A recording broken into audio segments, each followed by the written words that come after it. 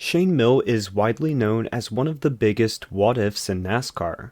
However, his story is long and controversial. In the early 2000s, he was a hot commodity and a rising star. By 2006, he was banned from NASCAR forever. After an unbelievable comeback in USAC, his racing career came to an almost tragic ending. Shane went through some of the highest highs and lowest lows of any race car driver and remains one of the most polarizing figures in NASCAR's history. Right before the video starts, make sure you guys leave a like if you do enjoy and subscribe so you never miss a video. Anyway, let's get right into it. Shane Hmiel was born on May 15, 1980 in Pleasant Garden, North Carolina. His father was Steve, a longtime NASCAR crew chief and competition director. He won 2 Cup Series championships, one with Richard Petty and the other with Terry Labonte. So it's clear where Shane got his interest in racing. Shane started off racing go-karts and was nearly unbeatable in his early teen years. From ages 12 to 15, he won more than 150 races. Shane then took sort of a 3-year hiatus, beginning when he was 15 years old, but at the age of 18, he decided that he wanted to pursue racing as a career. He started racing late models and immediately showed speed. Shane had a dad that made a good career in racing and wanted to follow in his footsteps, and he was on his way to doing that. However, at only age 5, Hmiel was diagnosed with ADHD. Later in his life, it was found out that this was actually a misdiagnosis, and his actual condition was bipolar disorder. However, this condition could explain some not-so-great decisions at a very young age for Shane. He began smoking cannabis at the age of 12 and admitted to smoking pretty much every day throughout his teen years and into his 20s. This was the start of a checkered future for Hmiel. In 2001, he moved up from late models into the Goodies Dash Series and made a splash quickly. 2 wins, 13 top 10s, a 5th place in points, and Rookie of the Year honors. He also made a start in the ARCA Series. At Atlanta, in a 41-car field, Shane started 5th and finished 2nd, leading 14 laps. He was blazing fast, and despite his limited experience, team owners were flocking to him to get a deal done for the 2002 Busch season. He landed a full-time ride racing for Innovative Motorsports alongside NASCAR veteran Kenny Wallace. In his first Busch race, he finished 5th at Daytona behind some pretty remarkable drivers: Dale Earnhardt Jr., Michael Waltrip, Matt Kenseth, and Jason Keller. To be only 21 and in his first race, it was impressive that Shane was mixing it up with those guys. He had a pretty up and down season, but that's expected from a rookie. Shane finished the year with 2 poles, 2 top 5s, and 8 top 10s, and matched up pretty well with Kenny Wallace, who was vastly more experienced than him. Shane's rookie year was hindered by a pretty bad feud with another rookie driver, Casey Mears. The two had more than 5 run-ins throughout the season, publicly blasting each other on TV, and having an intense pit road confrontation all in one season. In 2003, Shane returned to Innovative Motorsports for another full-time season. After a rough first 2 races, Shane went on a tear over the next 9 weeks. He racked up 5 top 10s and a worst finish of 14th. He climbed to 3rd in the standings before mechanical issues started to take over his season. By the time of the Busch Series 26th race at Richmond, Shane had topped his rookie numbers and was itching for that first win. However, this is when things would take a dark turn. Shane had reportedly been driving erratically all night, and on lap 103 he tagged the lap car of Randy McDonald and sent him for a spin. It was clearly Shane's fault, but this wasn't the last of his incidents. After getting out of shape on the backstretch, Shane made a wild dive bomb on Jason Keller, who spun driver's side first into the outside wall in a vicious crash. The move raised some red flags for NASCAR, so they set up a drug test for Shane. NASCAR spokesperson Jim Hunter had this to say: "There were some erratic moves that he made on the racetrack and a gesture with a car toward an official. Our policy is to set up testing where reasonable suspicion gives us a broad latitude where a guy is acting erratic or abnormal, things that you see when somebody is abusing some sort of substance. After the Richmond race, Shane tested positive for marijuana and was suspended indefinitely from NASCAR. He lost his ride at Innovative Motorsports, and he was set to make his NASCAR Cup debut for Evernham Motorsports that weekend at Dover.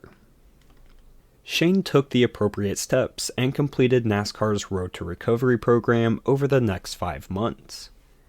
Like many times we have seen for suspended drivers, Shane lost all momentum for his career, and instead of taking a jump to the Cup Series, he was only offered a full-time ride in the Truck Series. This was for Billy Below Motorsports. He ran pretty decent that year, and even scored his first win in NASCAR's Top 3 Series at Las Vegas. Shane found a couple of part-time opportunities over the course of that year in the Busch Series, but he finally found a home at Braun Racing by season's end, racing in the last 4 races. He ended up signing for a full-time season in 2005 with the team. However, things were going to take another bad turn for Shane. After practice and qualifying for Charlotte in May, NASCAR once again observed Shane making erratic moves. They administered another drug test to Shane, and unfortunately, he failed the test again, this time testing positive for cocaine and marijuana. Dale Earnhardt Jr. was a supporter of Shane, and at the time he had this to say about him. "It's disappointing, but I won't turn my back on my friend. I'll help him however he needs to be helped. Just thinking about him this weekend, I know he's probably down, but that's a tough one. That's tough, you know. It's a mistake that you hate to see somebody make twice, but he could still turn his life around." The controversy wouldn't stop there, as Shane put together a legal team to go to court against Braun Racing, and claimed he was still owed a salary of $135,000 for the 2005 season, and demanded a further $135,000 for bad faith dealings. In February of 2006, Shane was scheduled for another drug test as part of the reinstatement process, but he failed for a 3rd time. When asked if there was a possibility of Shane racing in NASCAR again, a NASCAR spokesman said, "No, it's a lifetime ban." This closed the door for Shane to return to NASCAR, period. There was no reinstatement roadmap or road to recovery program. He was done. In July of 2007, Hmiel was involved in a bar fight that led to him getting a serious infection in his hand due to teeth being lodged into it. On July 22nd, he checked out of the hospital and the next day checked into a rehab center in Atlanta. Shane spent more than 100 days there. When you're extremely addicted, it takes at least 90 days for your brain to reset. I was there for 103 days. They considered me extremely addicted. I thought I would be there 9 weeks. That's how bad in denial I was. Shane got clean long-term for the first time since he was 12 years old. After being clean for nearly 3 years, Shane got back into racing. This wasn't in NASCAR, but in USAC. He immediately was quick and started winning races in 2009. By late 2010, Shane was on the path to race in IndyCar, as he had a ride lined up for Indy Lights, but had to withdraw due to a back injury. Despite things looking up for Shane, more than anyone would have thought just a few years earlier, another tragedy would occur in October. While qualifying for a USAC race in Indiana, Shane lost control of his car. He hit the wall roof first, and his roll cage collapsed upon impact. He was airlifted to a nearby hospital to treat life-threatening head, back, and neck injuries. It was so severe that they had to put him in a medically induced coma to reduce the brain swelling.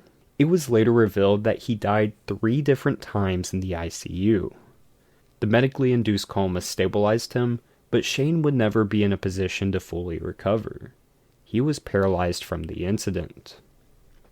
"I was really effed up, man. I'm a miracle. And I'm a miracle because of the people that took care of me at 7:30 at night on October 9th when I hit that wall. Everybody that touched me. Everybody that stood around me and comforted me. Everybody that prayed for me. That's the only reason I'm alive. Despite the circumstances, Shane started to power through rehab. He wasn't going to waste his second chance of life. He started regaining feeling throughout most of his body and was supported by friends and family to keep pushing harder. During his recovery, Shane started a USAC midget car team, and just 1 year after his accident, Shane was on the edge of his seat watching his driver, Levi Jones, fight for the win in St. Louis. 1 year to the day of his accident, Shane was back in victory lane. I couldn't even talk or breathe, he recalls. It took hours and hours for me to get over the feeling that every part of that whole year was worth it. I'm still not over it. It just proved my thought that my entire life has been planned out. And that's it for this video. I hope you guys did enjoy it. I definitely learned a lot from this video, and I hope you did too. So if you enjoyed, make sure you leave a like, subscribe so you never miss a video, and I will see you guys in the next video. Peace.